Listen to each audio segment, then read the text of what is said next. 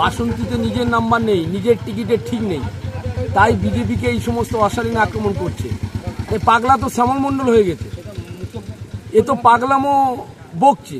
নিজে খবরের শিরোনামে থাকার জন্য বিজেপি নেতাদের ওই মাদলা নদীতে চুবানোর কথা বলছে, রাজ্য সভাপতিকে, জননেতা বিরোধী দলনেতা শুভেন্দু অধিকারীকে আক্রমণ করছে।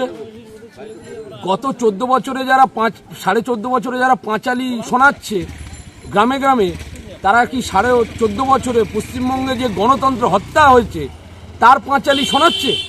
শ্যামল মণ্ডলকে বলবো পাগলামো বাদ দিয়ে বেঙ্গল ফাইলসটা একবার দেখে আসুন, তাহলে পাগলামো ছেড়ে যাবে।